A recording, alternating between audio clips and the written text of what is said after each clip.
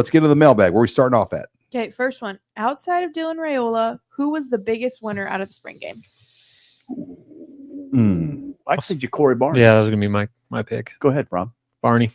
With his play as a receiver, but the special teams aspect, that kick return looked nice. It's been a long time since we've seen anybody advance past the 30 on a kick return, let alone rip a 78-yarder and only get tackled because he thought the kicker was on his own team. Yeah, he ran at the kicker, thinking like he was going to celebrate with him. And he got tackled.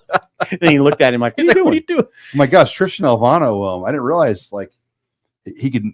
Then I realized that he got in the. I mean, he went to him because there's no way in an open field Tristan Alvano's tackling Ja'Cory Barnes. No, probably not. No, probably not. Now when we found out something interesting in the post game, or maybe you guys knew. I didn't know it. I didn't know Barney was roommates with Dylan Raiola. That's a good picture. Roommates. Hashtag. Yeah.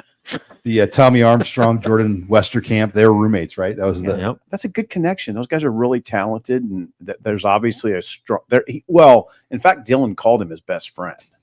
I like that picture. Maybe it helps keep him here if it comes to that, and it's not. Thomas Fedoni helped himself this spring too, I'd say. Thomas Fedoni, like I said, I think he looks like the second. Like when I think of the best skill position, I guess tight end's borderline, but the best players on offense besides Dylan Raiola, I'm saying Banks and Fedoni. I think those guys are going to be gigantic. And Fedoni showed it on Saturday. He made a catch over the middle, broke a tackle on a safety or a corner that was way overmatched. And he's going to overmatch some guys. He's 260 and he runs 4.5. Say no more. Okay, next one. With Blyhill's injury, does Nebraska go after a cornerback with some experience in the portal? I think this staff, they've shown that they're always open for business, but it's got to be the right type of player. It's got to make sense. So if there's a player that can make this football team better, they'll make room for him, but they're not going to force it. I think year one of Matt Rule, we saw them have to force a few roster moves just because they were short on numbers. You're not going to really see that as much anymore because I don't think they're in a position numbers wise just to kind of make something happen. It's got to make sense. And again, they've made they've made a defensive lineman offer in the portal thus far, but they haven't been all that active. And a lot of players don't publicly, and Robin sees this in basketball, they don't publicly announce their offers generally, unless you're maybe a lower profile, small school guy. Mm-hmm. And with that position too, like sure you're hurting on proven experience, but let's not act like Blyhill was some like seasoned vet in the Big Ten level. So like if nothing else, it opens the door for some of these other younger guys to get their opportunity. Who do we have a good handle on this, by the way? No. I don't, Sean, I don't know that we do. I mean, Nation, Charles, Boodle, Barnes. Those are good names. Yeah. Hartzog. The Hartzog. Hartzog could move back from safety. They moved Malcolm Hartzog to safety, but he could go back. You're right. So they got options. I don't know if it's a must do thing to go get a veteran corner. If you were moving Hartzog back, your safeties could be Singleton and Buford, which would be all right, right? Could Marquise Buford play corner? He started his career as a corner. Right. He cross-trained. Yeah, so there's options. There's quite a few options. But yeah, it's a blow, and just how long will Blyhill be out is the question. So next question. Okay, of the official visitors that were here for the spring game, who do you think is most likely to commit? Well, I think in general, the 8 official visitors, it's kind of playing the long game on all these guys. For many of them, it was their first official visit. 7 of the 8 were 4-stars. So getting out in front of them was big, but I think it went really well with Dawson Merritt out of Kansas City, the edge. Yeah. TJ Lateef, the quarterback. I think, that's one that you'd have to like where Nebraska sits. But again, we're talking about 7 4-star guys that took officials here. And those usually aren't the girls that go out with you right away. You got to court them a little bit longer and put a little bit more work into them. Abby, I got an eye roll from Abby. Yeah, you're going down a dangerous path. Your favorite analogy every time, and it never goes that well. Dawson Merritt did say he's going to speed things up. It's Alabama and Nebraska. How about that? But he's a Kansas City guy, and Brian Munson had an outstanding update on HuskerOnline with him. And his father works for the Chiefs. Got permission from the Chiefs to leave the draft to be in Lincoln for the visit. So that was big. Yeah. So yeah, it sounds legit. It's just I wonder if they can wrestle that guy away. Dylan Raiola hosted him. I think they have a real chance. It's just that whole specter of Alabama. You got to wrestle him away. Well, on 3 from letters, Alabama. NIL. right. But Nebraska can play that game. They can. I mean, play that it's game. a matter of just how they want to parcel things out and do it. But there's no doubt. I mean, they can do it. It's a matter of following the vision that they want to follow within this program. Yeah, and you're talking about a guy that could probably, I hate to say it, come in and play right away. You know, he looks like that type of guy.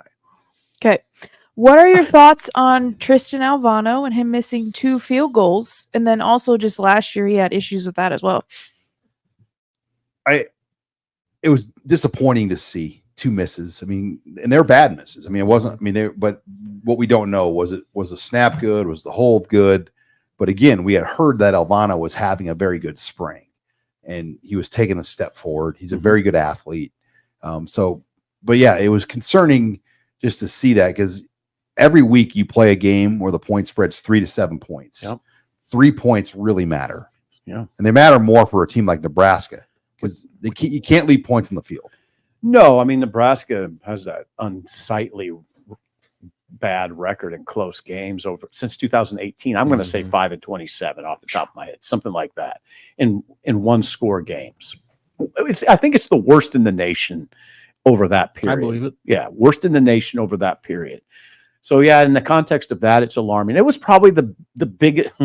Sorry, excuse me for this, but the biggest downer in the spring game beside the injuries. Yeah, I was gonna say, besides the injuries, for sure. Just because that's such a critical position. I mean, their whole mantra this offseason was it chasing 3, strive for the 3, a 3-point. Who's directly going to score you 3 points? This guy that missed 2 field goals inside of 40 yards. Right. Yeah, so I mean that's the inconsistency last year. Like you chalked it up. Oh, it's a true freshman. You know, he kind of started to find his groove towards the end of the year. Sure, like he's had a really rocky start, but he was pretty reliable over the back half of the season. And then for him to revert back to that same issues he was having at the beginning of last year is concerning. Now, again, we got to figure out how much is that is just him. Is this just a Tristan issue, or is there bigger issues with losing Marco Ortiz and that long snapper? Yep. I mean, I think it's a chain reaction there, and they got to figure that thing out quickly. Yeah. All right. Final question, Abby. Okay, so Matt Rule's been having some fun since spring practice ended. He went to the Zach Bryan concert last night. Me too. And also John Cook and like a ton of the volleyball players went because they're big fans of Zach Bryan. But Matt Rule got on the stage at the very end for the last song and was singing on the mic and having a great time. Wow. So, of course, I have to ask, what is your favorite concert you've been to? And then also, what was your first concert? Was there a country guy? Was his name Clint Black? Mm-hmm. Yes. Yep. I was really, really young. Wow. And I mean, my parents were Clint still Black. married. I went to Exarban. Okay. Saw Clint Black. When I was a young kid, we also saw Bill Cosby do a stand-up comedian act at Exarban. There you go. Back when That he was didn't like age well. Okay. he's at the peak of his career. Right, yeah. But Clint Black was my first concert. I mean, I don't know if that should count as what Counts. it was, Yeah, but It counts. 100% counts. best concert. I mean, Maroon 5 in Lincoln was probably one of the best ones I've been to in Nebraska. Mm-hmm. But probably one of my favorite ones ever was seeing Dave Matthews Band Okay. outdoors in Hartford, Connecticut. Wow. When I was 21 years old. Oh, I was on my summer internship at ESPN. yeah. Went with a group of people. One gal ended up marrying Scott Van Pelt. And This is amazing. Miranda was her name, and she was from Alabama, and she called me Nebraska. But they're not. I don't think she's married to Van Pelt anymore. But it was me, Miranda, a guy from fascinating. a guy from Chicago,